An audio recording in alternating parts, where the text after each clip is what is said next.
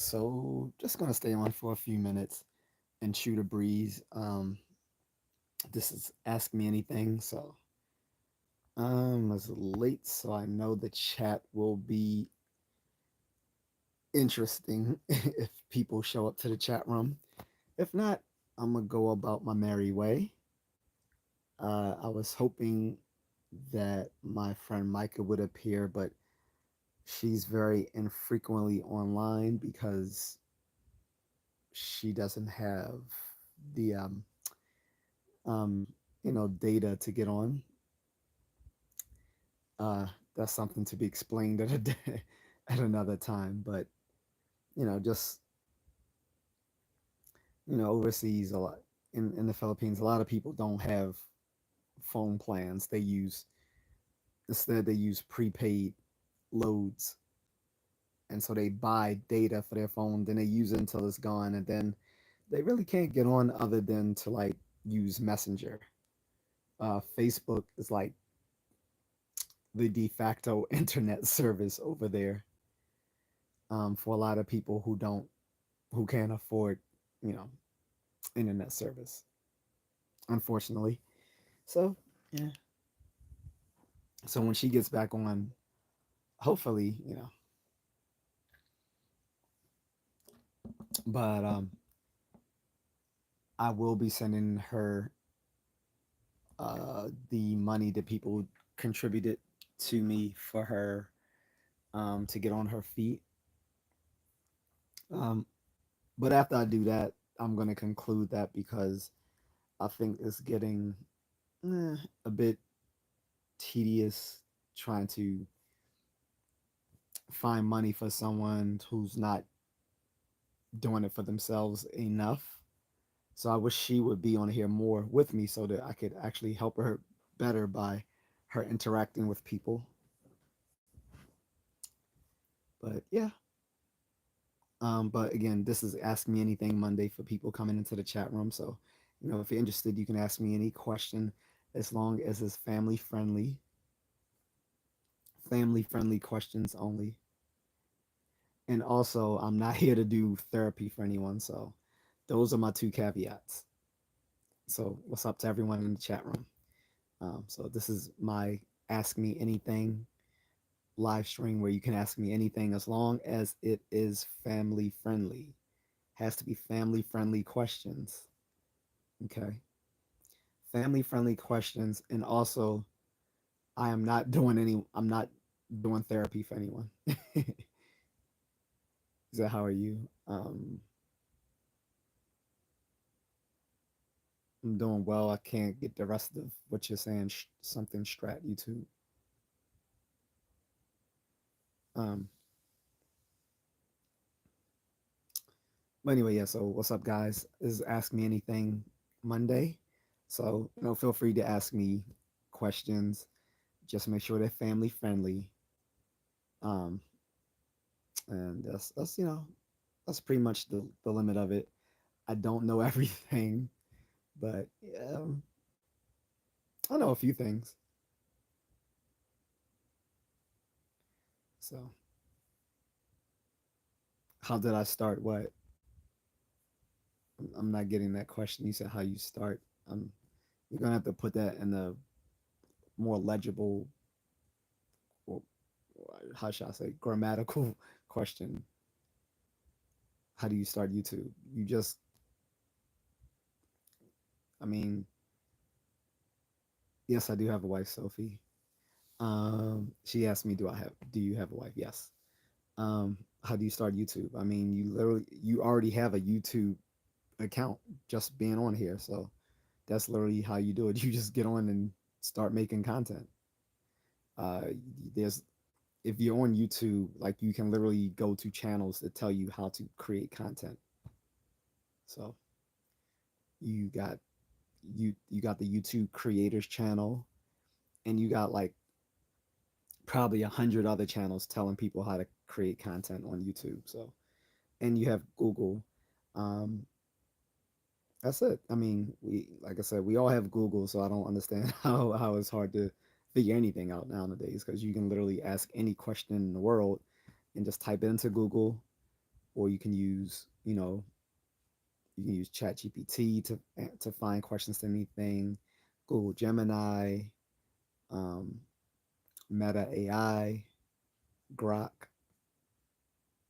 Open AI. So all of those search engines are available, especially especially that all these search engines are connected with and through an AI language program. Like it's even easier to find information. But yeah, I mean, anyone who wants to be a content creator can literally just go on YouTube and search becoming a YouTube creator, and you'll find channels that show you how to become a YouTube creator.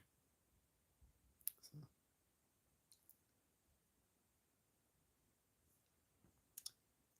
um,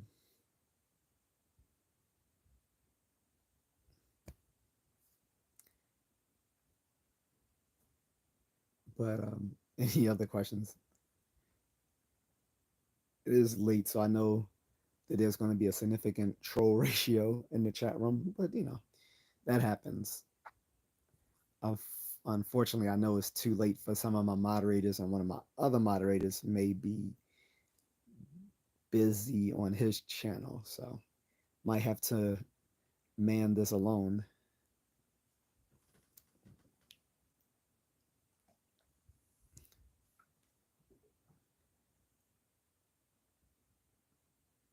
No, I don't believe in religious stuff.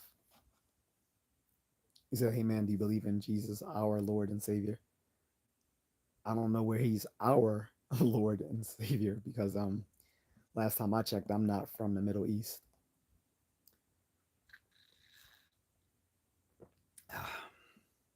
But yeah.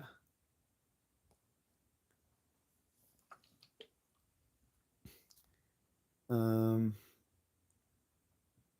Dwight Reddick says, "You believe the life is purposeless, correct? So why are you asking people to ask you questions about your purposeless life? Hence the reason you're not getting many questions." Okay, first of all, you're a fucking retard. You don't know what you're. That literally, that literally is a non sequitur reasoning. First of all, eh, do I believe life is purposeless? Yes, meaning there's no sort of metaphysical meaning to things. Yeah, so so that means we should just go around and unalive any animal because they all purposely they all live purposeless lives. You're kind of fucking stupid. And people not asking me questions about my purposeless life. I didn't ask them to ask me questions about my purposeless life. Um, the this is just a fact of the matter. Like we've known in philosophy for a long time, ever since the existentialists brought up the brought up the question. Yeah, I mean, outside of taking things on personal faith, there's no reason to believe that life has some meaning. Like that's sorry. You can kick rocks.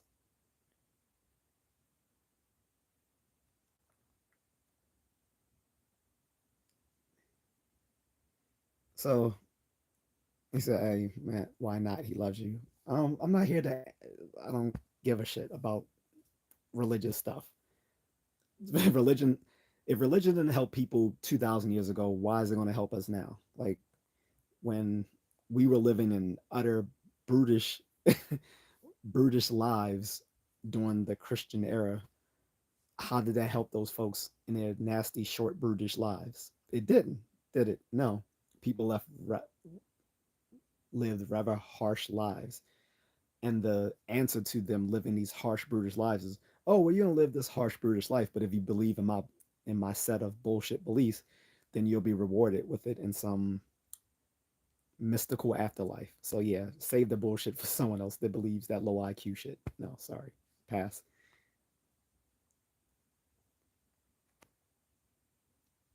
He said, no, it's not. God has a purpose for everyone, even you. The reason why we don't see much of purpose is because a lot choose to ignore it or walk away from it. No, you're confusing different. You're You and that guy who I just kicked off my channel are equivocating the term purpose. And you're not going to put, look, don't try bullshit on a person with a philosophy background. It's just not going to work. You're equivocating the term purpose, which means you're taking two different definitions of purpose and conflating them to make your point, and it's not working. Also, you're saying God, which God? Because you know, to count, humans have believed in like over literally thousands of different gods. So which God are you talking? Are you referring to? Are you talking about the invisible pink unicorn? Are we talking about Quetzalcoatl? Are we talking about Amen? Are we talking about Heracles? Are we talking about Zeus? Are we talking about Odin? Are we talking about Thor? Are we talking about Yahweh? Are we talking about the Great Spirit? Um, are we talking about one of the African Orishas? Are we talking about Saturn? Like which god am I supposedly turning my back on? Yeah, see, you see how arbitrary it is? You get that? Everyone who is religious has to necessarily be atheist towards every other religion. The atheist simply says, yes, you're right, all those religions are false, and so is yours. and Christians and Christians never get that. They realize that they throw themselves in that hole every single time. To believe in the to uphold Christian doctrine necessarily means you have to be atheist to every other religion out there except for Christianity. So the atheist just says, yes, you're right, all of those other religions are false, but so is yours. See how that works? And the converse of that is every other person's who has those other faiths can do the exact same thing to your religion. They can say, nope, only Buddhism is real, everything else is fake. No, only Islam is real, everything else is fake. No, Sikhism is right, everything else is wrong. No, Jainism is right, everything else is wrong.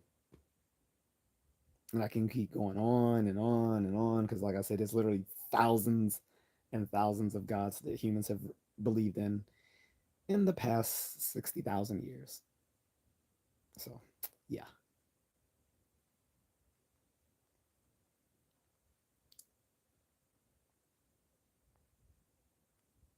And I'm not going to be answering religious questions for the rest of this chat. So, we're going to move on. Yes, of course I try. Yes, people have looked for evidence. Absence of evidence over time becomes evidence of absence. People have looked for the existence of God for over 2,000 years. After 2,000 years of looking for evidence, putting together logical proofs, putting together um, empirical proofs, um, using historical data, even searching the stars, doing everything they can for the past 2,000 years, that absence of evidence becomes evidence of absence. And that's where we're going to leave that. So I'm not going to spend an hour talking about religious bullshit. I'm not to offend you. I you know I think everyone should hold whatever beliefs they want to hold. Um, so that's cool. Like if you're if you find if you find solace in your faith, that's good. Cool. The problem is you can't extrapolate your personal faith onto others. You simply can't. And that's the problem with some Christian people who think they can just kind of epistemically bully people into holding their beliefs, and it just doesn't work. Outside of outside of bullying them through use of the sword or through use of the law, which is typically how religious faiths have spread across the world is through the sword or through law. Outside of spreading it through the sword or spreading it through the law, it, that you can't force people to hold your beliefs. Sorry. Um,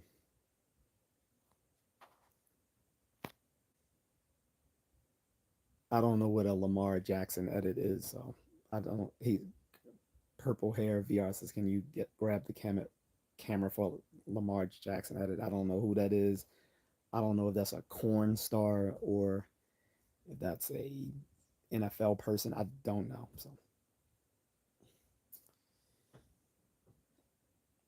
So if whatever joke it was, I know that was a joke, but it just went right over my head. It's like I said, I'm not a sports buff and not doing anything remotely in involved in corn. So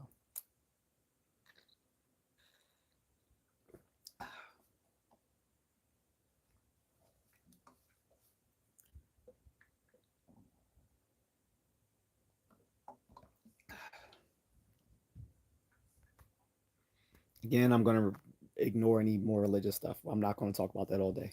So unless there's anything else, we're gonna move on, or I'll just end the stream. So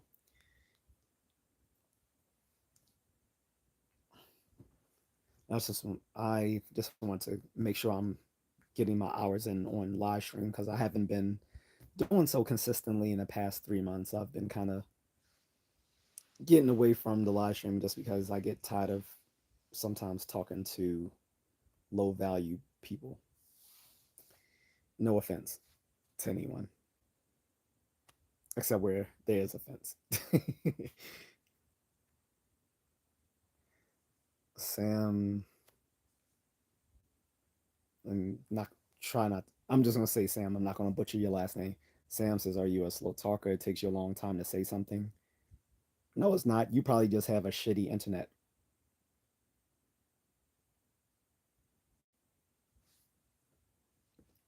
The only time where there's a delay in me replying to people is when there's literally a bunch of replies in the chat room. So I try to get to each one in turn. So other than that, no.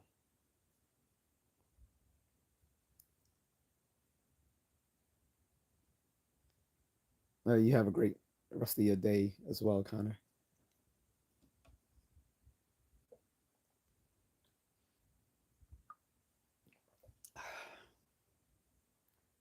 I would say going into jumping onto live streams and trying to mm, what's the word for it? Um, spread the word, spread the logos, do missionary uh, work is not the best way to garner support. I mean, to spread the faith. Probably not.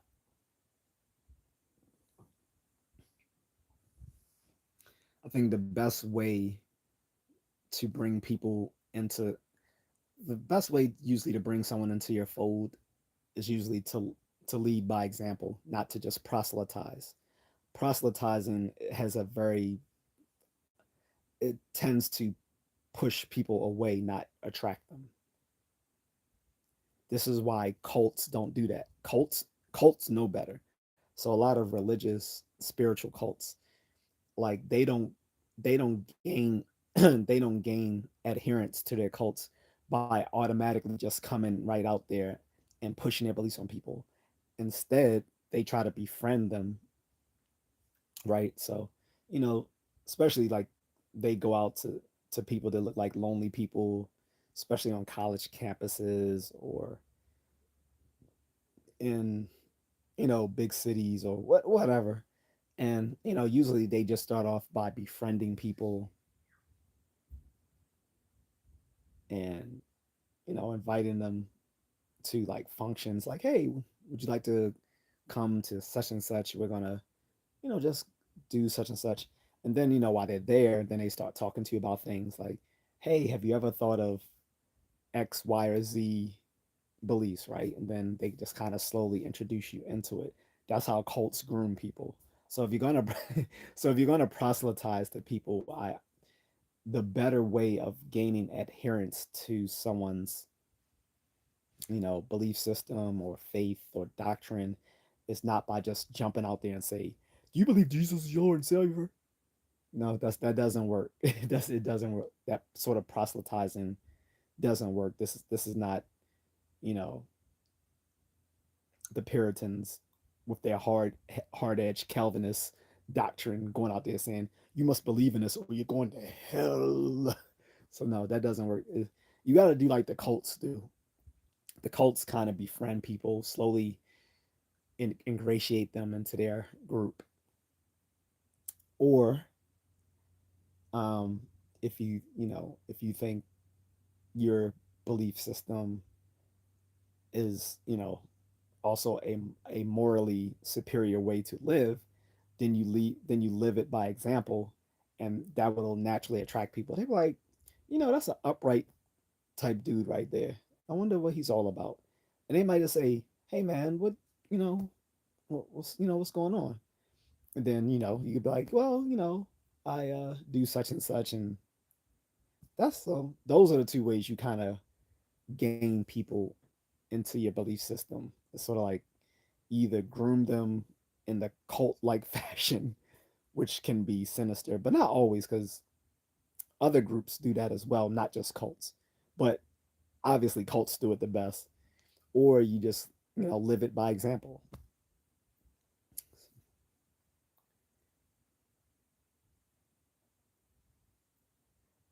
Samson says some people pause a lot to analyze a topic before responding so they don't say the wrong thing.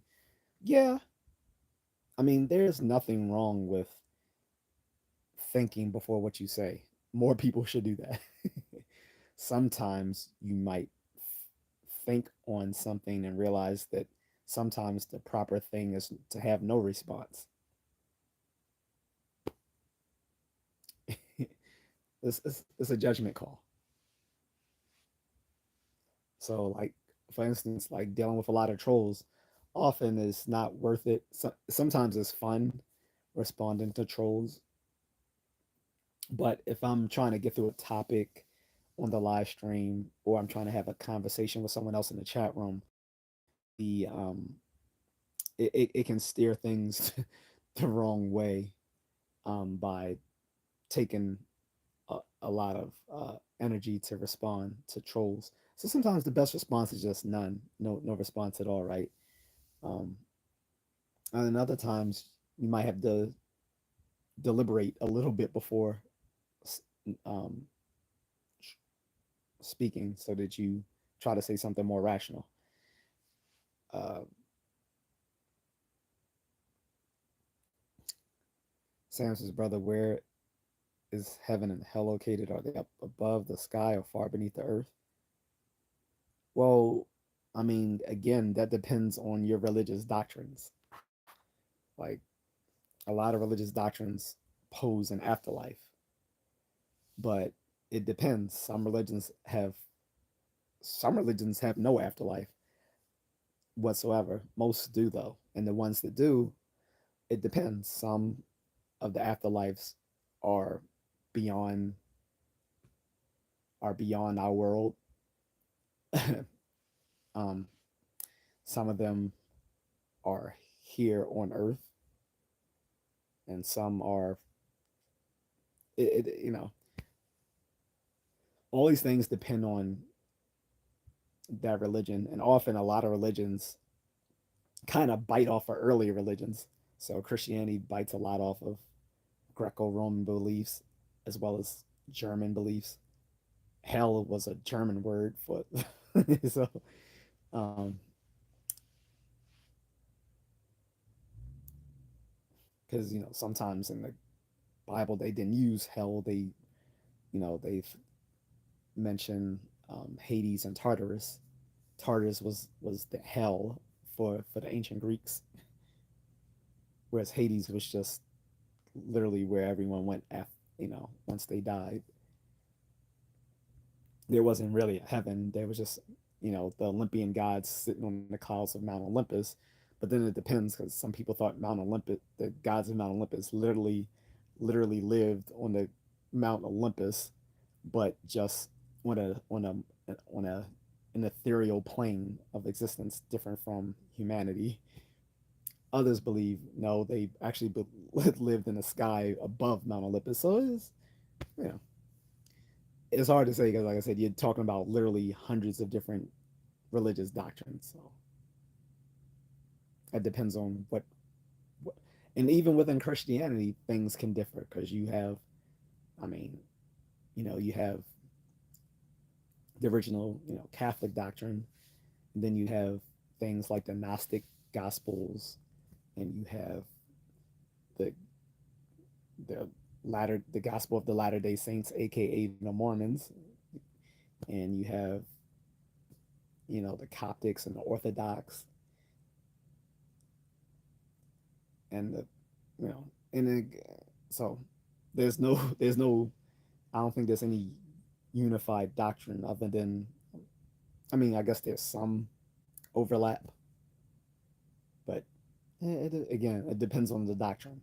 This is why I embrace what my former professor, Jack Odell's, uh, his own view on religious doctrines. He called himself a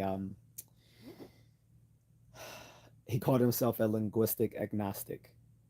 He was also atheist, but when he referred to linguistic agnosticism, he was making he was that was sort of a meta linguistic criticism of religion, which he was saying that basically as a linguistic agnosticism was the view that and then also he said he don't know if he created the term linguistic agnosticism or whether it was his professor as um, whose name was, I think, um, Minsky, Professor Minsky or something like that, Leonard Minsky, something like that. Anyway, linguistic agnosticism is basically the view that most religious and theological doctrines are linguistically muddled, which is another way of saying is they is, they make a lot of them don't make much sense. So that was sort of his meta linguistic criticism of religious doctrines. But he always say, well, but if you're talking about the Judeo-Christian God, then yes, he's simply atheist. So I pretty much kind of agree with him there on both of those. Um, it is interesting how religions have defined the afterlife. Um, I mean, if you want, you can go to the Ghostbusters Tobin Guide of the paranormal. I'm actually going to buy that book on Amazon. I saw it. So, in the movie Ghostbusters, they have the Tobin's Guide to the Paranormal, and uh, the people behind, who produced the movie, work with some authors who actually created an actual Tobin spirit guide, like in the movie. So I'm going to buy that. Actually, I should treat myself to that. Yeah, I might treat myself to that. um, and also, I think, well, at least in the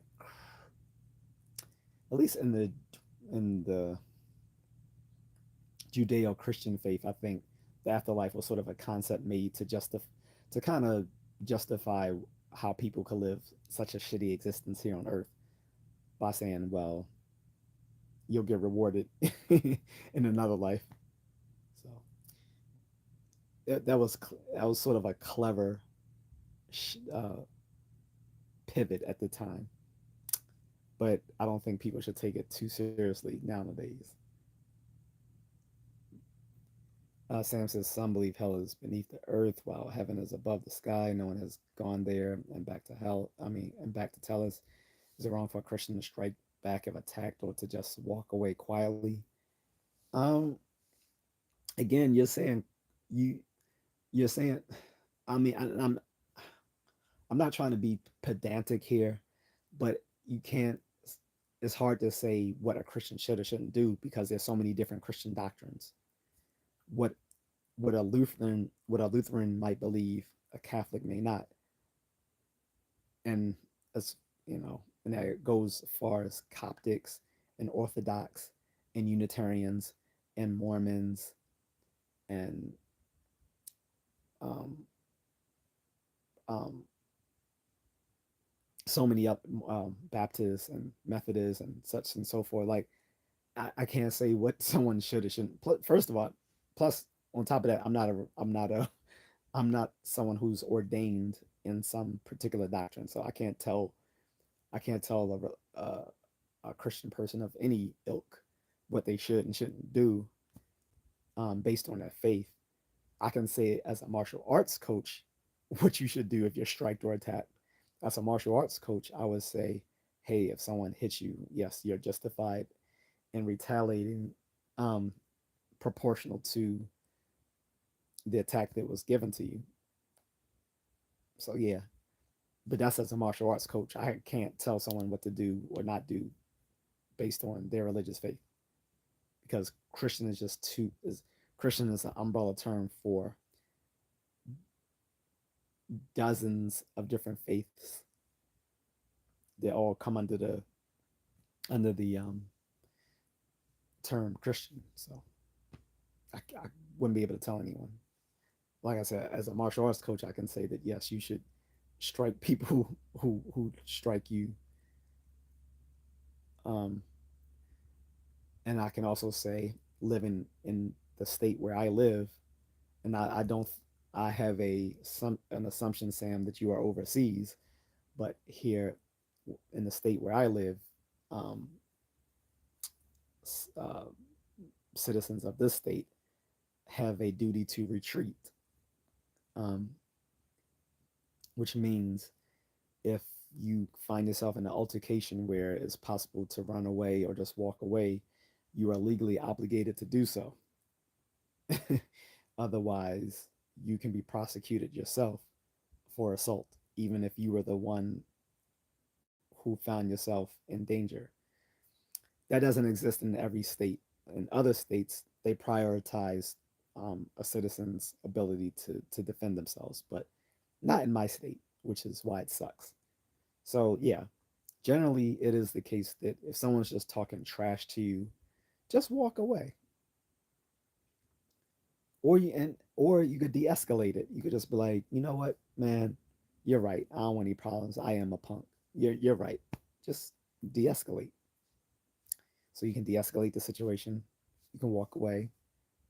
You can call for help. You can bluff, but usually bluffing will inflame the situation. So I don't recommend trying to bluff, but sometimes that can work. That probably only works if you already look intimidating, or or people think you are dumb. That's also a way of de-escalating, but that might be its own unique parameter is playing dumb. Sometimes if you play dumb, people will leave you alone just because they don't think it's worth it. Like, you know, someone tries to attack you or whatever, and you just act like you don't even know what's going on, or you're like you slip and fall like intentionally. They just gonna think, well, you're too dumb to even worth to be worth their time. So that's another tactic. It's just to play dumb. I think that's playing dumb is way better than bluffing. However, again, playing dumb is sort of like a cross between de-escalation and bluffing because playing dumb, you're going to assume the person's going to back away, but if the person's already intent on hurting you, then playing dumb ain't going to work. So they'll just you're just making it easier for them. So may not always work. But yeah, as far as what a Christian should or shouldn't do, I don't know because you have a certain set of evangel of evangelical Christians who believe martial arts are evil or satanic. So, and I don't know why, which is very weird. But there is a set of evangelical Christians who believe that practicing martial arts is satanic or evil. So that's why I say I can't tell someone what to do from a self-defense perspective based on their faith. Um,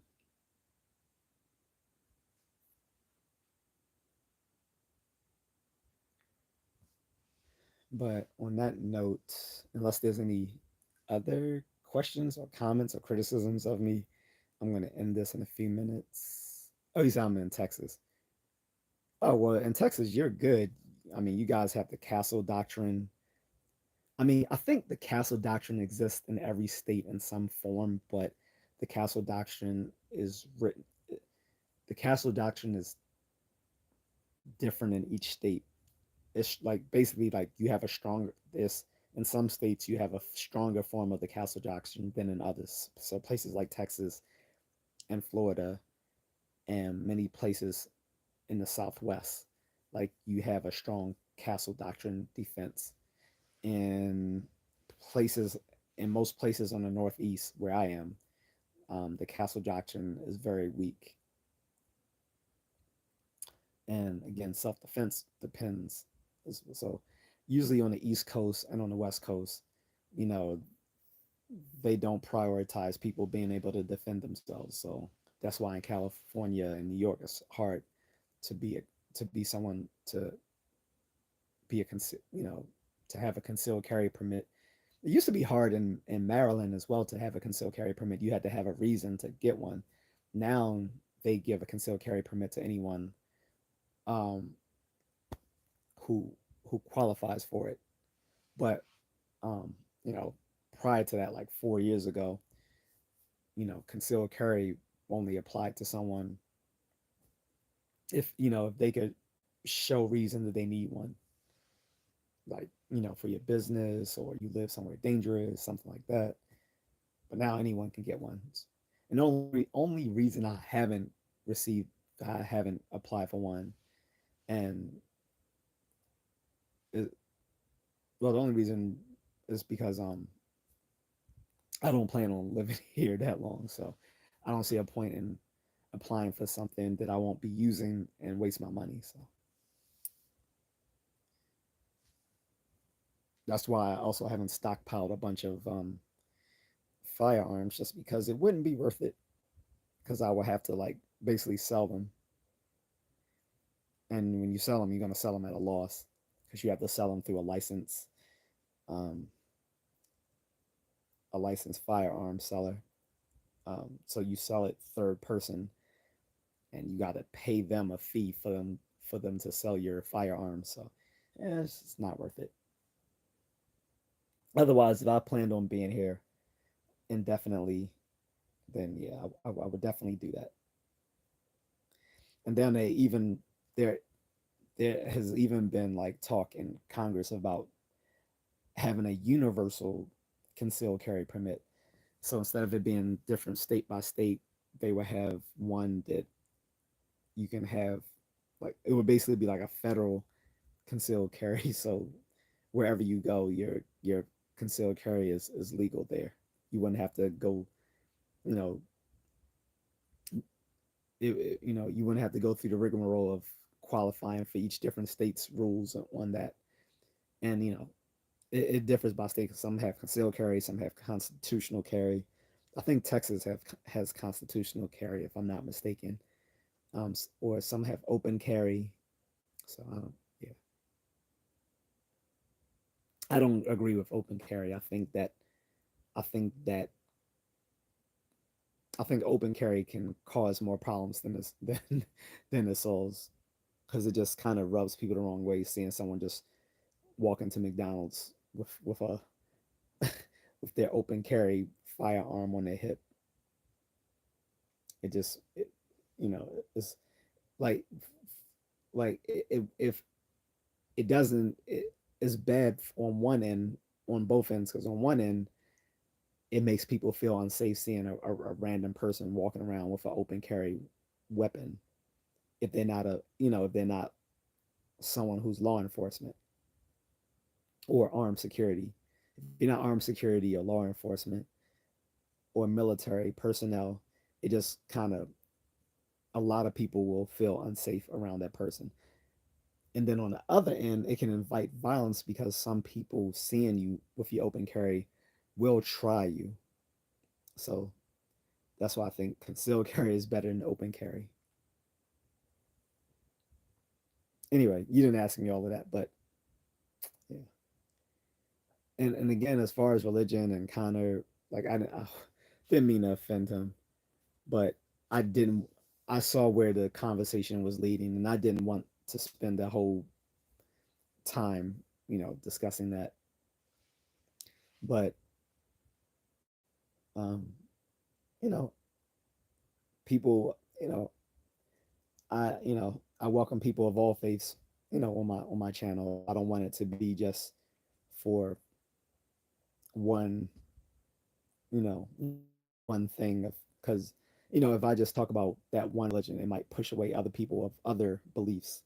So try to be try to be uh that one stop for all.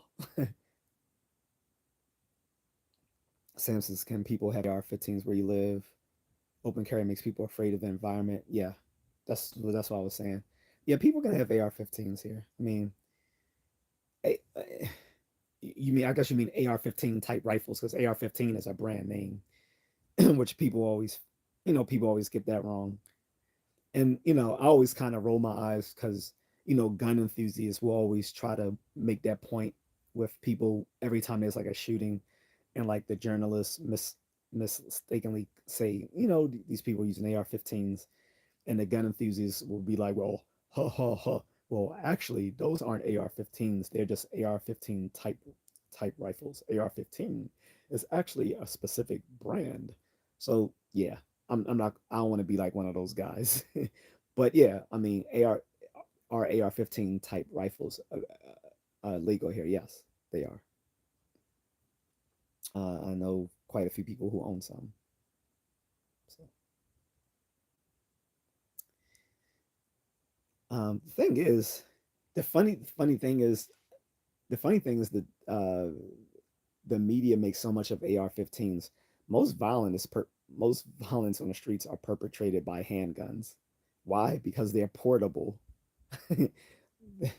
They're portable and can be easily concealed. So most violence on the streets isn't aren't with AR-15s. They are through handguns. Um, but people get their nits in a bunch because anytime there's like a mass shooting, they'll say, "Oh, this person had an AR-15," and again, most of those rifles weren't even AR-15s. They resemble them, but because reporters don't know anything about weapons, they all mistakenly just call them AR-15s. Um, but when those mass shootings are so statistically unlikely that it doesn't make sense to just say this weapon bad, because if someone wants to carry out some sort of mass shooting, they don't have AR-15s. They'll find something else to latch onto. I mean, if they have to, they'll go back to the old days of just the old uh, the old fashioned, you know single lever rifle.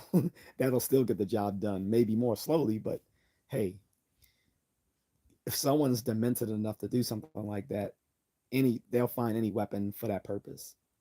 So, um, Lumberjack says your thoughts on the criminal referrals on former POTUS Obama and FBI Director Comey for setting up the Russian collusion hoax. Um, so I just saw something about that today. Uh, so I'm not gonna say all of it was a hoax, but yeah, we learned that basically Obama was pushing an agenda through the intelligence community that he wanted them to find information that reinforced his idea that there was Russian collusion. Um, but I won't say all of it is a hoax. Russia does do their look. Every every major nation has some intelligence operating here in the US and abroad, you know, with all sorts of effery involved, um, especially if they are enemies of that particular nation, they will try to do things to undermine those countries. Um, the, for the same reason you can't charge Trump with stuff, you're not going to be able to charge Obama with stuff. So I think people need to be fair about that. If look, this is why I'm politically agnostic, because I think so many people are so hyper partisan.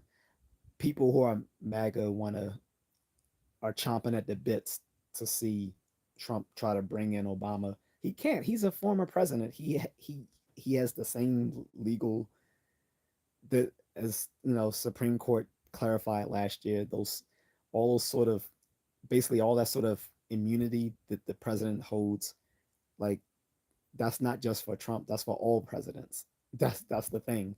That's what I was telling people. I was like, you got to realize that that immunity that they granted to the presidents, which they say comes through the Constitution as they interpreted it, that immunity wasn't just for the benefit of Trump.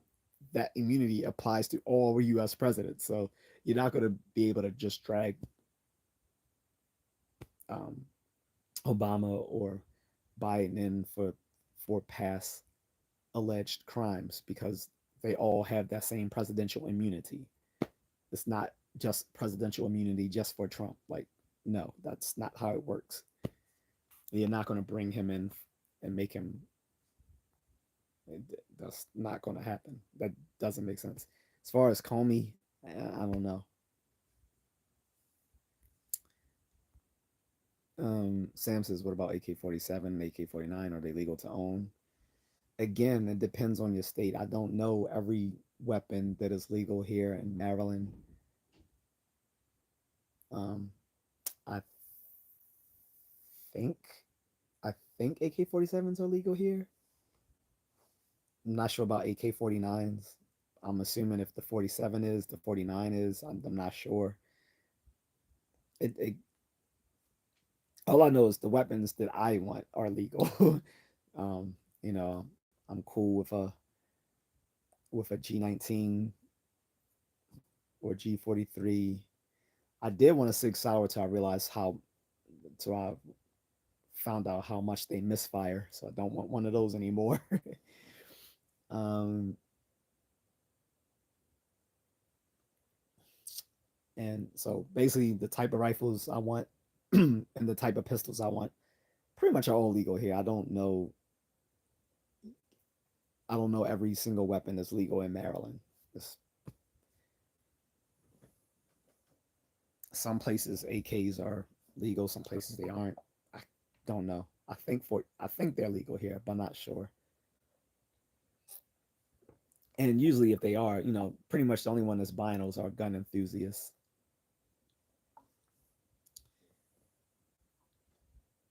You know, like most people don't buy them for like, you know, most people aren't buying AKs for home defense. Although I mean, they would be useful for home defense. My only problem with AR-15 type rifles, as well as AK-47 and stuff like that, is that they they can, you know, over penetrate walls um, in some homes where you can cause a danger to your neighbors. And so it might be safer in some reason, in some, you know, sometimes to just maybe have a shotgun instead of a rifle. Um, or um, then if you, or a handgun, maybe a handgun or shotguns are better for some people, so they don't have to worry about over penetration when it comes to, you know, accidentally harming their neighbors. Like say they live in a townhomes, stuff like that, um, or condos or apartments. Although in an apartment, I'm not. In an apartment, I'm not sure you should. I'm not sure a long gun is advisable for an apartment. I think for an it depends, but I think for an apartment, you should, probably a pistol is going to be better for you. It's just there's just limited things you can do with an apartment. That's why also apartments suck when it comes to for bugging out, like for people who are preppers and stuff like that. Like the apartment is going to be a horrible place for someone who cares about prepping because you're automatically going to have to um, in almost any sort of emergency situation, you're probably going to have to bug out. It's not because, although usually you should bug in for many sort of things, but bugging in when it comes to apartment complex often isn't practical. So, well, maybe sometimes, maybe like floods, and if you live in like in a high rise or something. I don't know, but yeah, apartments kind of suck when it comes to defense and emergency situations. So, Sam says, when an intruder invades your home, are you allowed to take them out without getting in trouble? Again, you talk. Again, I'm not a lawyer, brother. I don't know. Again, you're talking about the castle doctrine. Like I said, I think every state has some version of the castle doctrine, but they differ state by state. I don't know the legal status of. I just know common sense sort of things. Like if someone invades my house, yes, I can use a weapon to put them to put them down, but it's always within the it's always depends on the context. This is why if you own a weapon, you should probably become, like get like a USCCA membership. That way you can actually talk with legal experts to tell you what your rights are within the state in which you live, because where where the the the, the castle doctrine in Texas is going to be much different from what someone can do in Maryland. But generally, yeah, if someone breaks into if someone, comes into the house through home invasion, yes, I can shoot them. But again, it's within reason. Like you can't just unload a whole clip on someone, like maybe you could in like Florida, Texas. Like it has to be proportional. Lemon says Baddock judged by 12 and carried by 6, Castle Doctrine. Yeah, except that doesn't always work. People always say that, but legally, no, that's not a defensible argument. It has to be, you still have to use judgment and this, you still have to use good judgment and decision making skills. Like I was talking about this yesterday. Um, because someone would say, what would I do? We were talking about martial arts, and someone asked, oh, well, what would you do if someone put you on the ground? Because they're talking about like Brazilian jiu-jitsu and all that sort of stuff. And I'm like, well, aside from the fact that I would avoid letting someone take me to the ground, if they did get the upper hand and get me on the ground, then I'm pulling my weapon, because in Maryland, again, we don't have a right to self-defense. We have the duty to retreat. However, in Maryland, if you cannot retreat, then you can use your weapon. Like if you're legally justified that you are no longer in a position where you can retreat from danger, then you can pull your weapon. And so if someone puts me on the ground and and and intends to keep on doing bodily harm to me while I'm on the ground, then yes, I can pull my weapon. Um, but again, it's the violence has to be met with proportionality. Like you pull your weapon and you can't just stab someone to death or shoot continue shooting after you already injured them and they you know are getting away from you. You decide to put five in their back. Like no, you can't do that. So that whole judge by 12 then carry by 6, that sounds that sounds nice in theory, but in reality, you have to use good judgment. Just be you can't just because someone enacts violence on you don't doesn't mean that you're justified in shooting them, and that's anywhere. So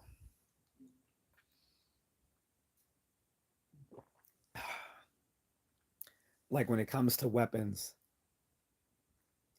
you look when it comes to weapons generally, and hand to hand as well. But I'm just going to keep this in the scope of weapons here, say specifically firearms.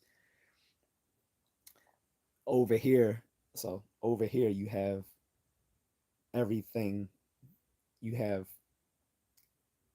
effective use of your weapon. Okay, but it's illegal. Okay, over here you have ineffective use of your weapon, but it is legal. And then right in the middle is that gray area where it's both effective use of your weapon and it's legal.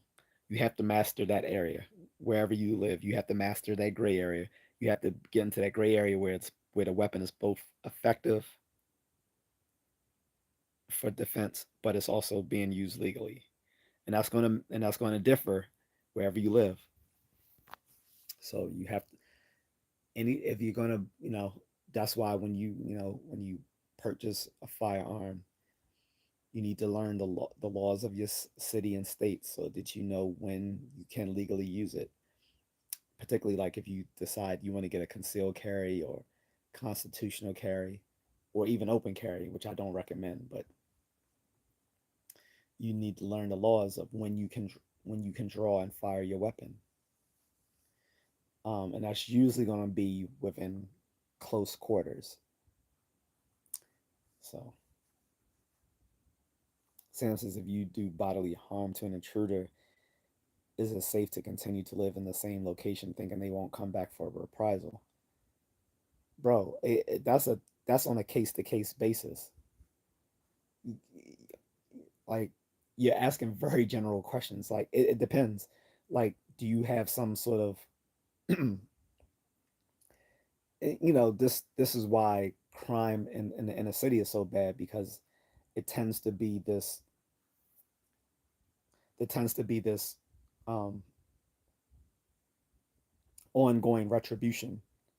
Like you do something, then that person does something back to you, then on and on and on and on. Like that sort of continuous retributive violence um, is what makes the inner city so dangerous.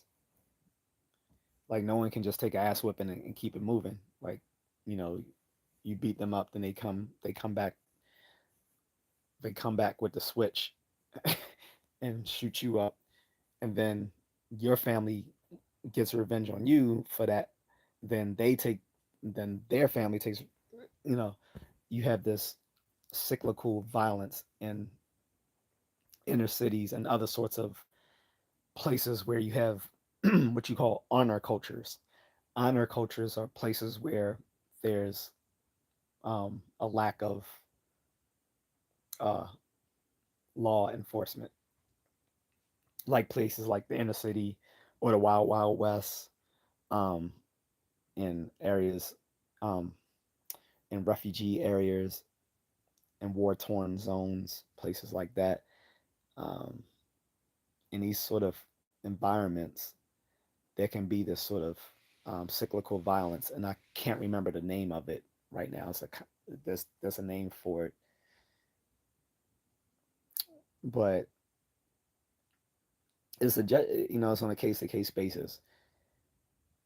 Is the person who's coming to your house knows you personally, so it's not a random intruder. It's someone who actually is set upon doing something to you, specifically to you, so they won't stop.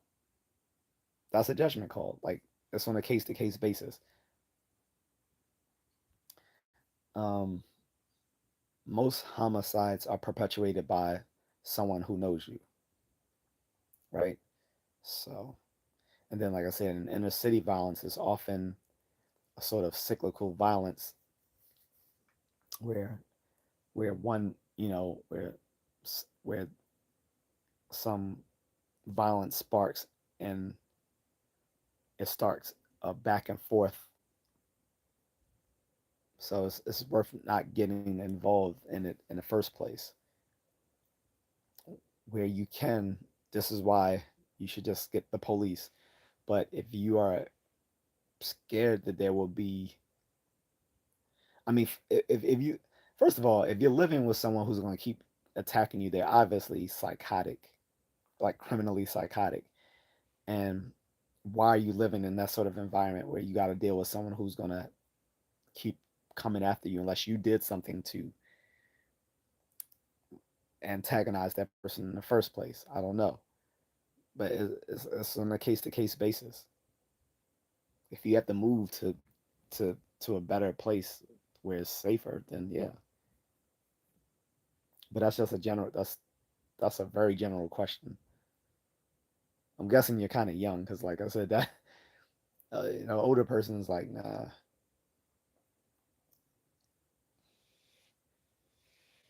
Like I get the whole I'm gonna stand my ground. This is my home sort of thing, but it again, it's on a case to case basis. What is the situation?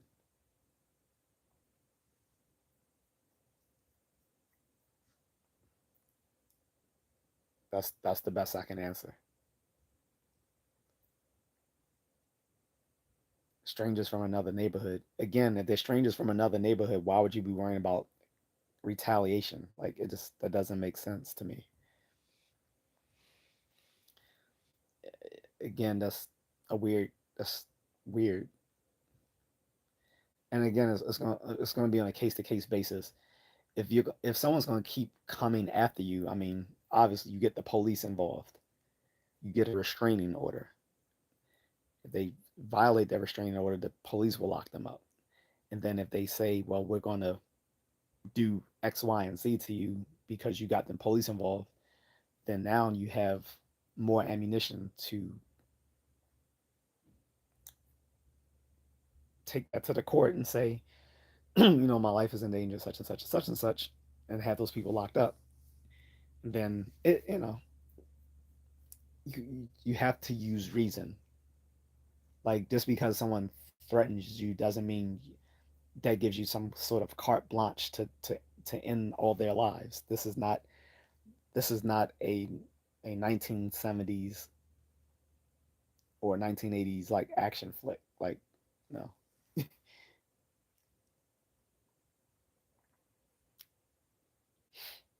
I mean, what are you gonna do? You gonna Thanos? Are you gonna just Thanos snap them all away? Like,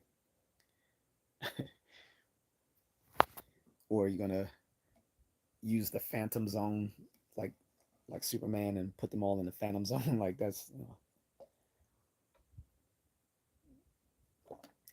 don't get yourself involved with people who are psychotic.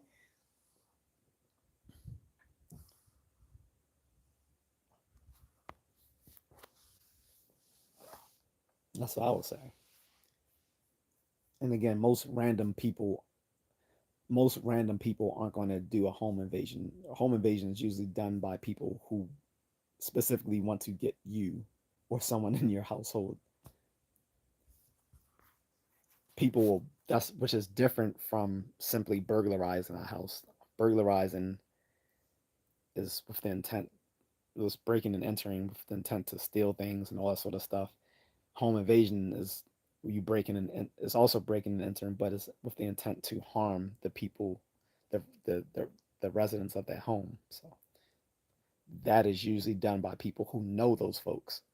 That people don't randomly break in and enter with the intent to harm someone that they don't know. What's up, Carlton?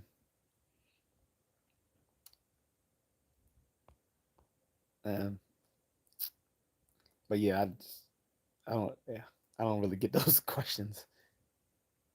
Like I said, if you think your life is in danger, the first people you should be calling is the police. That's the first thing.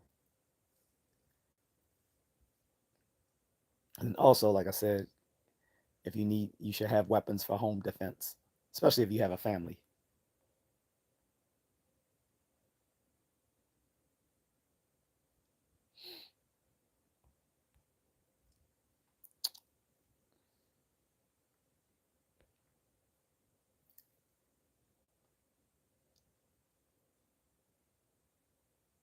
Sam says if someone threatens you with deadly weapons, are you allowed to take them out before they get? I, how old are you, Sam? Are you like 13? Like, why you keep dude? These are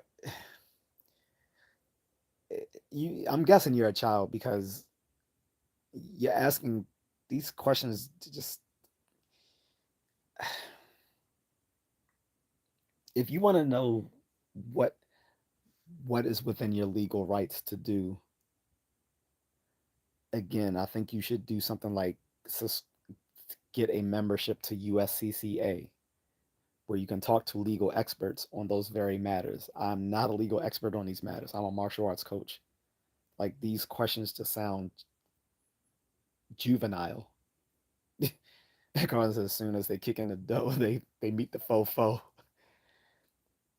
Who the is this? Me at 5:46 in the morning, crack of dawn, and now I'm yawning. See the cold in my eye. Who's this paging me and why? Nah. He said Carlton said Sam was like 12 years old. Yeah, he sounds young because these questions are juvenile. For an adult, like these are legal. Like if you're really interested in home defense, go to the USCCA website and you can look on there for those sorts of questions. Sam says I'm 60 years old and have lived in good neighborhoods all my life. If you're 60 years old, then you should you you should have a better grasp on these sort of things. You should have a better grasp on it than I do. You're older than I am, right? By like what seven 17 years or so. But in any case, like if someone threatens you with deadly weapons, like in what context? These questions are so vague. These are very vague questions. They feel more like you're asking me a projection test than you're actually asking like a legitimate question. Um, and you say, are you allowed to take them out first before they get you? Again, all of these things are in context. You gotta go by your city and state laws, and you gotta go by the and you gotta know with a weapon what are you are within your legal rights to do with that weapon. Carlin says, if I could, I set my home up like jigsaw booby traps everywhere. So, yeah. So the thing is about that, Carlton, you know it's actually illegal to booby trap your house. I know, and I know that sounds weird, but yeah, it that was a that that was a legal precedent set like what like 50, 60, 70, 80 years ago, because someone did exactly that. They tried to home people have in the past tried to home alone their house. Suffice to say that you cannot home alone your house. It is actually illegal to booby trap your house. This is why the only thing you can do legally is set up like burglar alarms. You can also rig your door so that people can't kick in your door. You know they had those. You know they had those metal bars you can put on your door so that people can't kick in your door if you're worried about someone home invasions and stuff like that. Especially like say if you're you know law enforcement or you still work in intelligence and stuff like that where you might have people who still feel a certain way towards you. Um, yeah, you can't rig your house with booby traps. Unfortunately, that is illegal because people have done that in the past, and yeah, the law doesn't allow you to booby trap your house. What you can do though is since you're allowed to have weapons in your home, you can set up corridors in your home where you have weapons everywhere in case you can't, because most people like they have their primary weapon and it's usually like in their, you know, sitting there on their coffee table in their bedroom, or it's locked in the or it's locked away in their safe. Um, but depending on when and where the situation happens, you might need to grab a weapon in another part of your house. So you might want to have multiple weapons throughout your house that you can easily grab. The worst The worst thing people do is, you know how people just sit a baseball bat near the near the door. That's that almost never works. Like sitting a baseball bat near your house. I mean near your front door. That's a horrible that's a horrible option for a home defense. Like you think you're gonna Mickey Mantle somebody when they come in. But to get back to what Sam was asking, like again, it depends on the context. Are you the are you legally justified in using a weapon in that situation? That's going to depend on your city. It's going to depend on your state, and that's going to depend on the situation. That's the best I can say. I can't. I'm not a lawyer. I'm not a. I'm not a firearm expert. My friend Marcus, uh, who sometimes is on my channel. Well, not on my channel, but sometimes he watches the channel. He's the one who told me to start this YouTube thing. Someone like he would be the perfect one to ask questions like that. But I think even he would say you got to ask more specific questions because that's just too vague of a question, right? And Carlin said, I saw this article on social media about a man who taught his pit bulls to drop bricks on, on people's heads to knock on his door. I remember Jadakiss said he was going to drop a fridge on Puffy once. But let me stop. No, he really did say that though. Like he was on Hot 97 saying that shit. On Hot 97 in New York City. Talking about because they were still beefing over the royalties to the to the out to their first album. And even no, and even the royalties besides the royalties to the first album, which he has given them, by the way, uh, he was also taking a percentage from the albums they were doing with Rough Riders. And he was like, "Yeah, he said I could just go to the roof and drop a fridge on your head." He said it to Puffy. This is like 20 years ago. I still remember that because it's funny. And Puffy's like, "Come on, man, you ain't gonna do that. You ain't gonna drop no fridge on anybody's head." But I mean, look, if you got a bunch of pit bulls, you don't even need to train them to drop bricks on people's head. You would just sick the pit bulls on them. I mean, I think sicking the pit bulls on them might be more effective. They're training them to drop bricks on people's heads. Um, Sam says I saw in the news overseas where an intruder's arm was chopped off with a with a machete. Um, with a machete, he was prevented from picking up his lost arm when running away to seek medical attention. Yeah, well, yeah, that might be true, but where overseas? That's so vague. Like that could be anywhere. Like you understand, a lot of Western nations are way more restrictive than we are when it comes to firearms, whereas in a lot of third world countries, they are a lot less restrictive, and people will may do things that are more brutish than here. I remember here, um, 12 years ago, in I think in Baltimore, this guy used a katana and stabbed somebody, which ended up killing him. And the prosecutors didn't even the, the prosecutors didn't even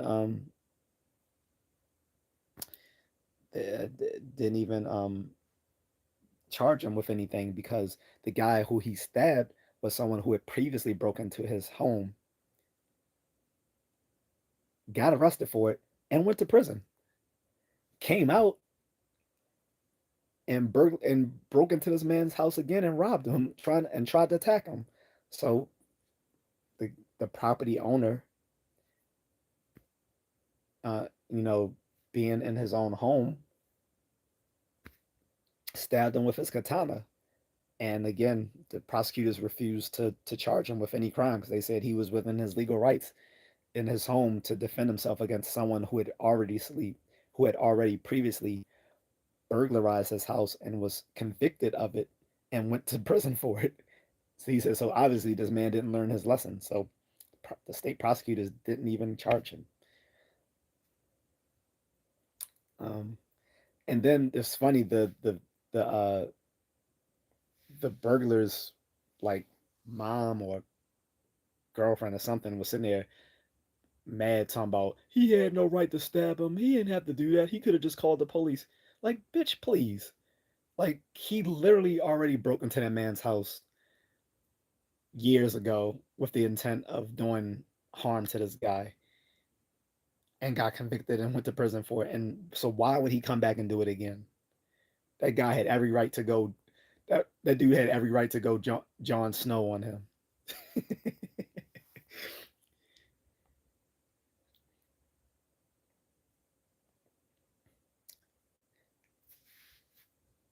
uh, Carter said, "Well, that's crazy." He said that's why black folks should not be playing around in other countries. Those people will go Old Testament.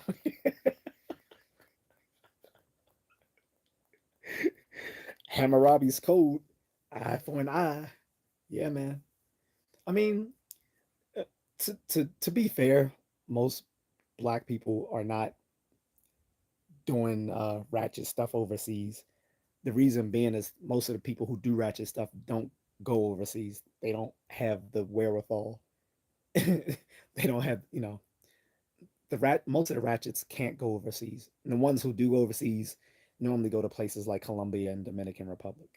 That's where the ratchets travel to. They travel to Colombia and Dominican Republic, and a lot of them get got out in Colombia and Dominican Republic by these women who set their dumb asses up. Although there has been a lot of ratchets coming to Thailand recently, and but because of that, Thailand is changing its laws. So, for instance, that's this year they made weed illegal because it used to be legal there, but they were getting tired of ratchet tourists. And yes, I'll be fair and say, yeah, not all the ratchet tourists were black, but when you think of, but but look, this is why this is why we have to protect our ethnic image overseas, because even though we aren't the majority of people in Thailand acting a fool, it's actually mostly a bunch of Europeans and Australians acting a fool over there in Thailand. But when you think of like ratchet behavior, you're automatically going to assume black, and that's because the our negative ethnic image that we have here in the states has started has started transcending to places overseas because of a bunch of Pookies and Ray Rays who got their hands on a passport and are doing the same degenerate shit overseas that they do here. Like I said, by and large, most of them go to Colombia and DR. They're not going to Southeast Asia because most of them, frankly, can't afford to travel to Southeast Asia, um, because usually that takes someone who can, be gone out of the states for at least a week or two. Whereas most of these people, the ratchets go to Colombia and DR and just spend a weekend there and come back. So, but yeah, most of those reprisals on those people, eh, they they're not black, and if they are black, they're not black Americans. They're like Africans and um, British black people doing stupid like that guy Johnny Somali who got kicked out of Japan, and now is like and now he started doing the same stuff in South Korea that he was doing in Japan. So now he can't even leave. He's like kind of stuck there. So he just makes low value content, and I blame I blame these social media platforms.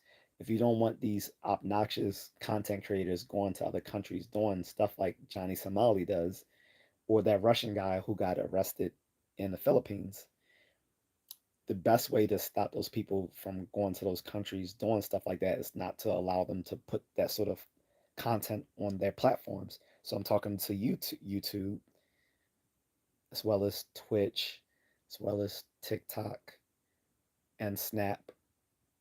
Stop allowing um, low value content creators to put that sort of stuff on your platforms, and now get rid of that problem of those sort of content creators going overseas and causing problems, making it bad for the rest of um, American and European tourists. Anyway, back to the subject. Well, no subject, but yeah. Lumberjacks' fun fact: homeowners face less of a threat of having lethal force used against them if the home invader is a stranger, as opposed to if the invader knows the actual homeowner. No, I actually brought that up. I don't think you had already came onto the stream, Lumberjack, but I literally said that like earlier in in the stream to Sam when I was saying home invasions usually happens not with strangers but with people you know, because a stranger really doesn't have much incentive to break into someone's house with the intent to do some harm to them, all other things being equal. Usually the home invasion is done by someone who knows them and wants to do them in. And also, and on top of that, like I said, homicides usually occur with amongst people who know each other, not amongst strangers. So, but yeah, like, but yeah, we're both in agreement on that. Carlin says the lady has empathy for criminals. Criminal lives matter. Who who's the lady?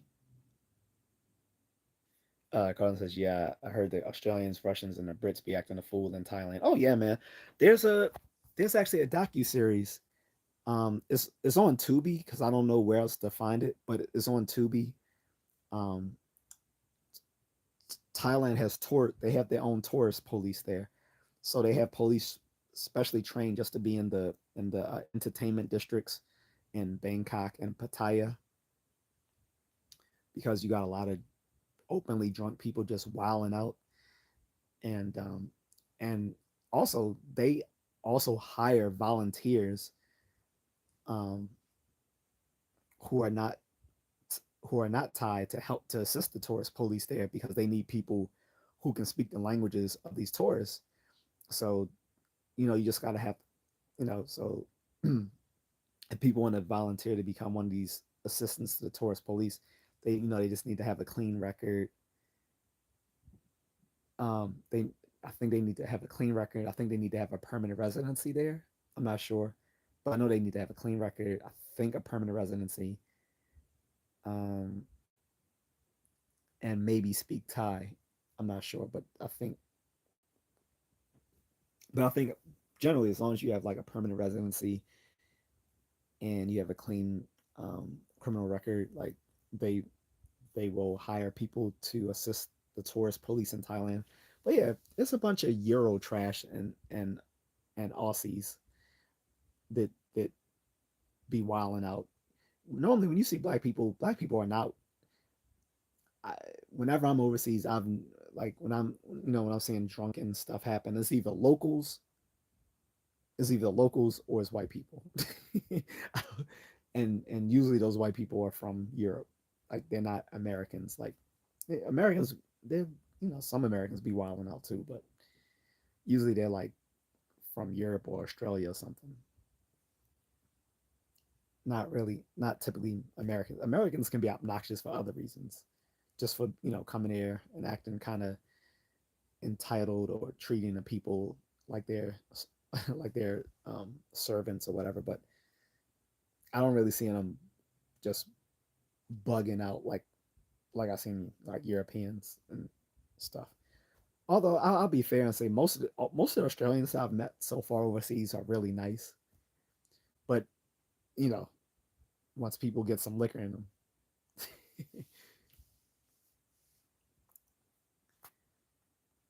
Sam says in Africa they don't play if you're caught stealing. You can be easily set ablaze with burning car tires around your neck and raced in the public with people chanting. Yeah, that's kind of savage. Um, this is why we have laws. And that depends on what part of Africa, because you're talking about like 52 countries. I'm sure not. I'm sure that doesn't happen everywhere. And if it does, that's just all the more reason. This is just what I was telling my friend several days ago. I was like, I do want to visit visit the motherland, but I have no intentions of ever living there. Like I would get maybe a citizenship through investment just to get a passport um, in one of those countries so I can have a secondary passport to fall back on. But I have absolutely no intentions of living in the motherland. I do not. Nope. No thanks. Uh, Carson says if Italy is going through it in the Philippines, the jails there are insane. Yeah, people need to watch that old. I've said this a million times, but people need to watch that old National Geographic um, docu series called Locked Up Abroad. If you watch Locked Up Abroad, you would never fuck around overseas. Philippines, man, you you're so they crowd you in those they crowd you in these cells with like it's not like one or two people to a cell like here. Like no, they pack those people into those cells like sardines. And sometimes you might have to fight for your life, and you can forget having three. And because you're cramped up in these jails, there's no three hots in a cot. Like that's that's a luxury of American inmates. Like you get locked up here, and because the I don't know if you noticed, like there's a strategy of a lot of homeless people that during the winter months they commit petty crimes just so they can get locked up during the winter, so they have a warm place to stay and free meals. So you'll notice a lot of homeless people committing petty crimes once it gets cold, just so they can get off the streets because of the whole three hots in a cot. You're not getting three hots in a cot in the Philippines. You might get three stabs and a web, but yeah, you get three hots in a cot. Same thing with Thailand, man. Psh. Japan too. Japan, even though that's a first world country, their their prisons are savage. So you don't want to go to prison in Japan either, even though Japan is literally a first world country. Um, Singapore, Singapore either. Like Singapore is first world, but don't mess around in Singapore.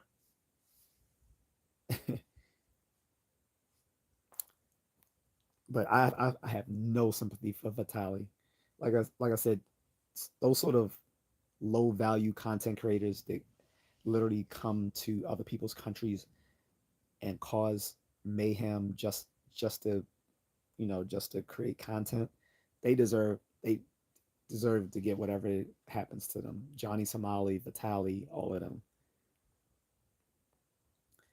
Colin says the lady I'm referring to is the person who said the man didn't have to stab her brother. Oh, yeah, yeah, yeah. Yeah, that lady was tripping. Like he not only is the like it's not just that the guy's a criminal, it's the fact that he literally had previously robbed this guy in the past, got convicted for it, and went to prison. And as soon as he came out of prison, went to do the same exact thing, which to me meant that he was being vindictive. Either he was being vindictive or he's probably autistic. Either way, if someone's severely autistic or they are just purposely targeting you, you have a right to defend yourself. And I really don't have much moral compunction against putting down someone who is, you know, mentally dysfunctional or severely autistic, because people who are severely autistic or mentally dysfunctional should not be allowed to roam the streets on their own. They should be put in in psychiatric facilities where they can be given where they will have people giving them the, the the mental health treatments that they need to keep them out of trouble and to keep larger society safe from them. So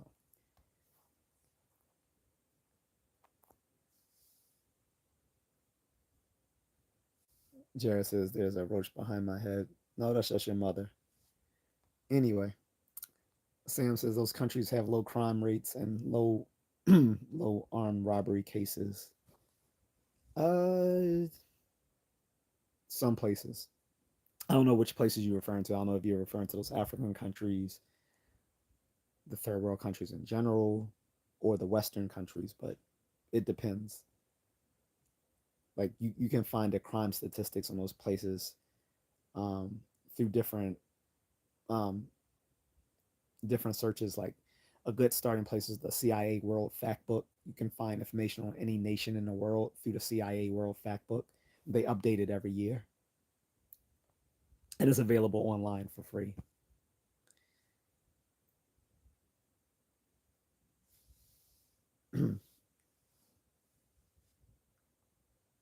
Yeah, I'm gonna start exiting these trolls.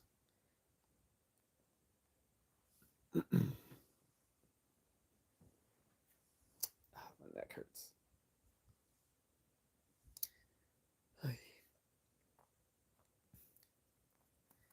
Uh,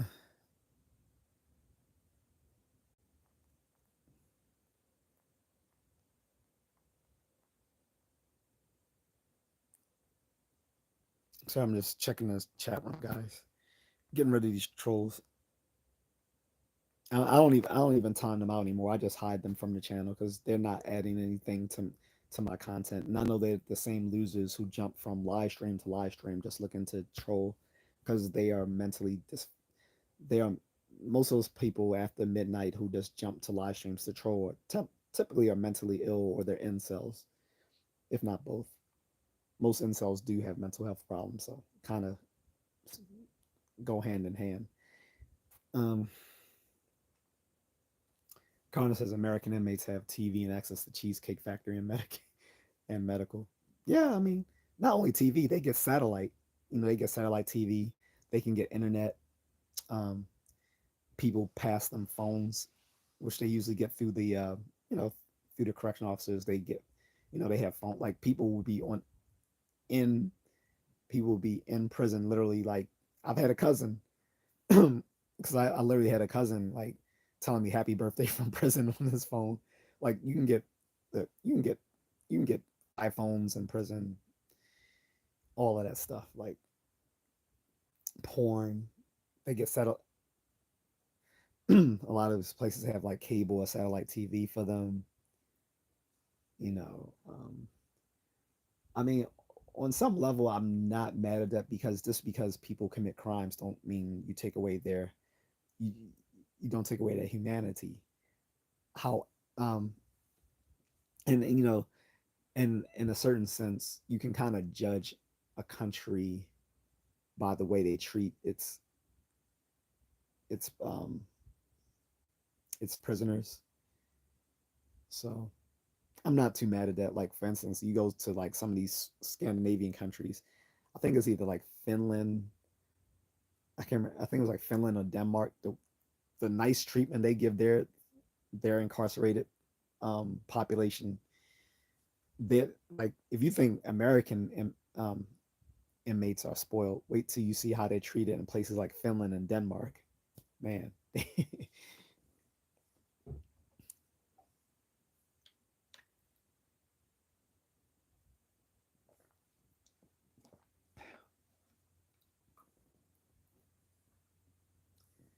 um,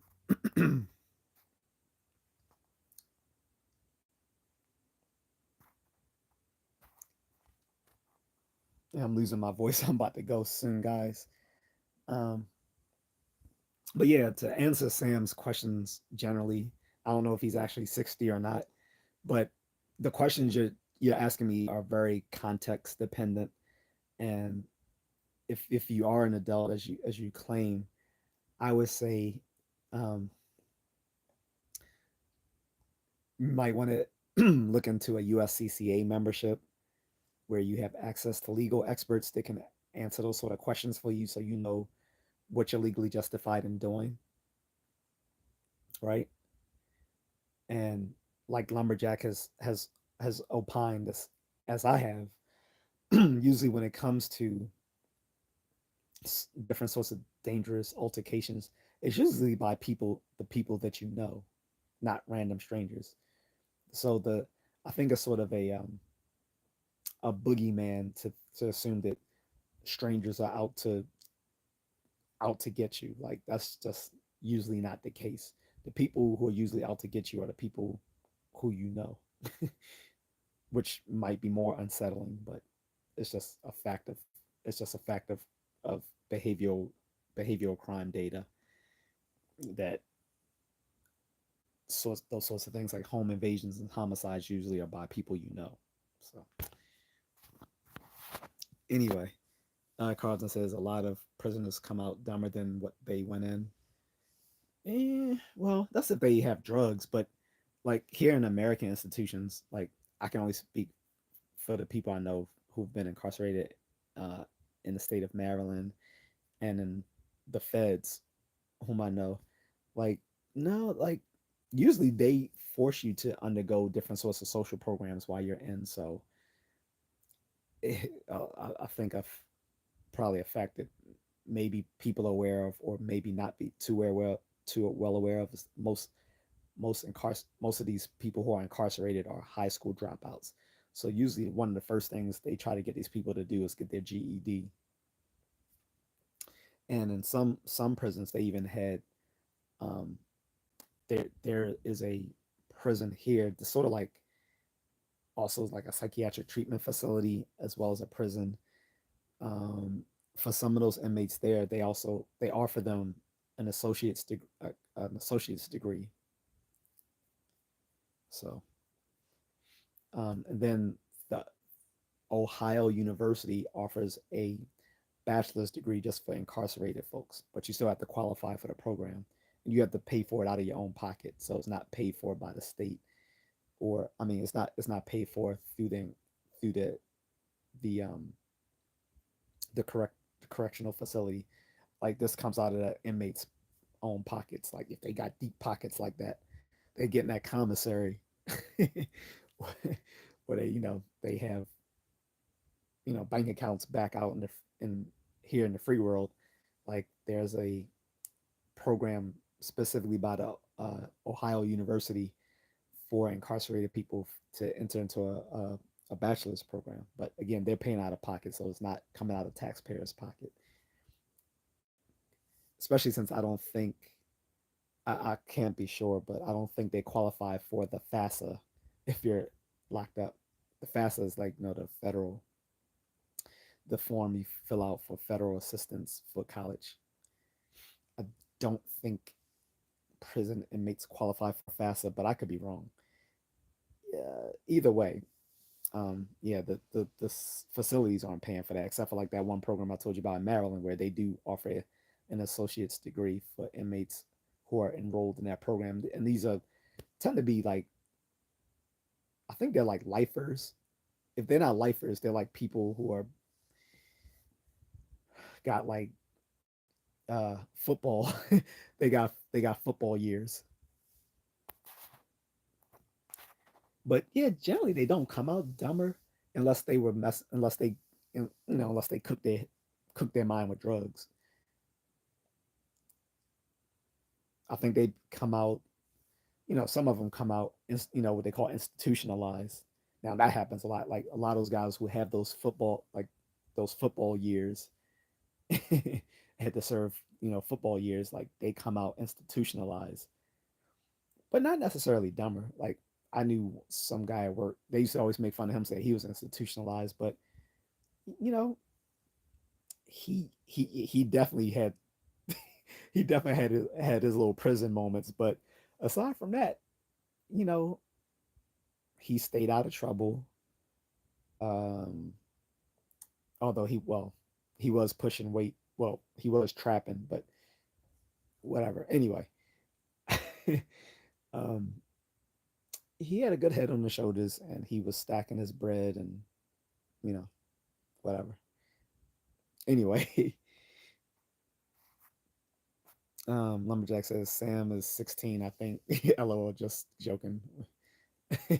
Yeah, I don't know how old Sam is, but the questions he was asking just it doesn't sound like the questions of a 60-year-old man, to be honest. Like I'm sorry, that doesn't sound like something a 60-year-old man would say. Especially in Texas. Most most most of those most of those older Texans, oh, they know Texan law very well. They will tell you, I wish somebody would come by my pasture. I don't know. I'm horrible. I know this is a horrible Texas accent. I'm sorry. But yeah, some guy who's 60 years old and lives in Texas, Oh, they know every bit of the law and what they can do with their pistol. Up t- so that's why I don't think he's 60. But if he is, Carlton says a lot of people are going to prison for those PPP loans. You would think, but a lot of people got away with that shit. Yeah, don't. Oh, you about to get me started, Carlton. Man, when they did that, first of all, I am my cousin and his brother did it, and then tried to get me to do it. And I think I don't know what happened, but I think he may have used my name to get another PPP loan. So they were and like he was already making good money. Like the dude already made like like 120,000 per year. I mean, he's not rich, but that will have you living comfortably in Maryland, even though Maryland is a very expensive place to live. Even in Maryland itself is expensive, but in Baltimore, that's good money. Like, depending on what part of Maryland, like in Baltimore, that's good money. In Montgomery County, that's just meh. That's not a lot. But in Baltimore, good money. So you're already making 120,000 a year, right? And you pulling out PPP loans that you don't qualify for. Well, my boss at the time pulled out a PPP loan. He definitely didn't qualify. Like, well, maybe because he was, I guess technically he was self-employed and all that sort of stuff. But I don't really think he qualified for the PPP loan that he got. Meanwhile, I did qualify because I was an independent contractor. So I should have qualified for it. I didn't apply for it because I thought I didn't qualify. Meanwhile, everyone else is getting PPP loans, and then a lot of these PPP loans were given were forgive were forgiven. This is why a lot of people were saying people were being hypocrites about student loan forgiveness, saying they shouldn't do student loan forgiveness because you're basically just giving it to a bunch of people who are already doing well in life that they could afford to go to college and all that sort of stuff in the first place. And now they get student loan forgiveness, so now they're they're you're basically helping out people who are already privileged, which is not true because privileged college students don't take out student loans in the first place. That that argument never made sense. Privileged They may come into privilege later in their careers as a result of going to school, but no one who's privileged takes out student loans. Like if you come from a privileged background, your parents aren't taking out um they're not taking out Stafford loans and they're not taking out plus loans. That's not happening. The only people taking out federal student loans are people who lower come from like a lower or working class environment. Um, but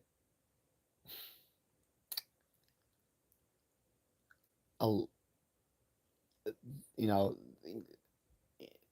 if originally Biden was going to do a lot of student loan forgiveness, and then it didn't happen because he tried to do the student loan forgiveness through the COVID Relief Act back then, and this I think in 2022, which was stupid because you know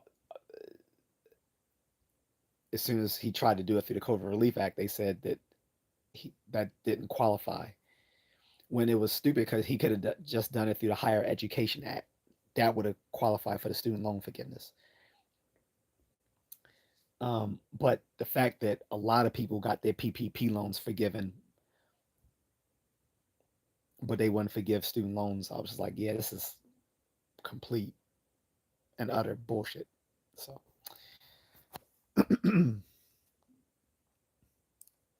but yeah, there's a lot of people walking around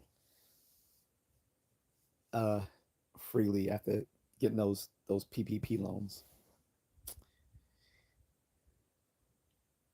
A lot of people did get charged for it for financial crimes related to the PPP loan like 2-3 years ago, but eh, I don't think anything more is going to happen with that now. It's been years since all of that happened back in 20 2019, 2020. So that was like 5, almost 6 years ago now. Yeah. Carlin said that I was seeing ninjas driving around the hood in new Audis with those PPP loan programs came about. Like I said, I wish like if I had got the PP loan, I'd probably be still overseas right now. So yeah, I missed the boat on that because, like I said, I was an independent contractor, so I would have probably qualified for. I was an independent contractor, and I had already formed my LLC. Um, because a lot of people, I remember a lot back then, a lot of people were creating LLCs just for the PPP loan back then. I didn't even, like I said, I didn't even think of that. Like I said, I had a cousin who was supposedly going to help me, but all he did was help himself. I think he took. I have a sneaking suspicion that he did get a PPP loan through my name and never gave me anything because I had gave him a bunch of personal information at the time, thinking he was going to help me get one because I assumed that I qualified. But the way he was talking about it just seemed really sketchy. So I never went ahead with it. And then he told me later on that he could no longer do it because they had changed the rules about it.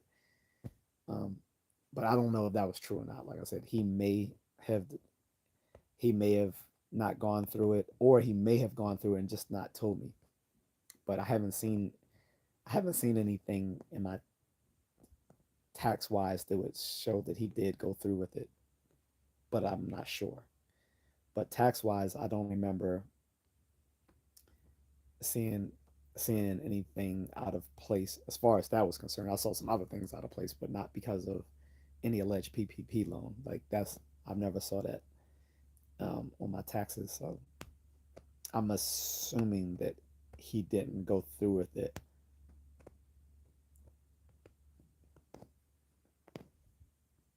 But again, the funny thing is that I actually did qualify since I was an independent contractor.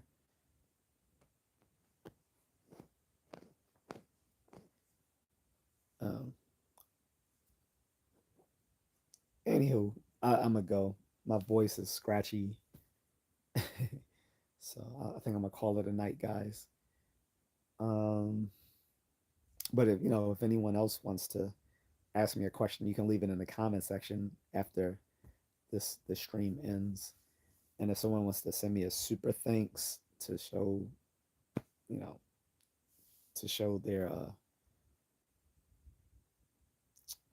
support for the channel, I'd be much appreciative of that. Um, whatever amount that you find that you want to give to me, that is all good. Or if you want to send it through Cash App instead, um, $ just a contrarian.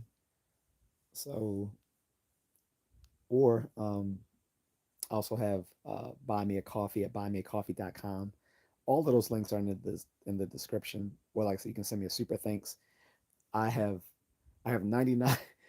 I have thought I have reached the goal for my payout yesterday, but it's $99.77. So apparently I still need like $1 because YouTube takes a certain cut from every bit that you get.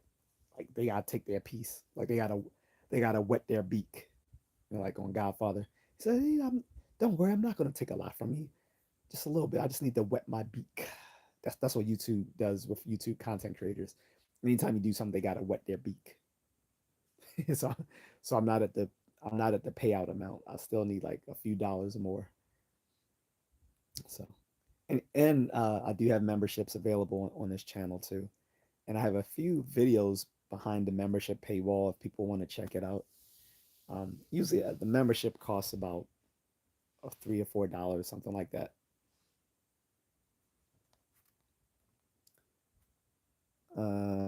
Lumberjacks is very informative. Enjoy it. Thank you.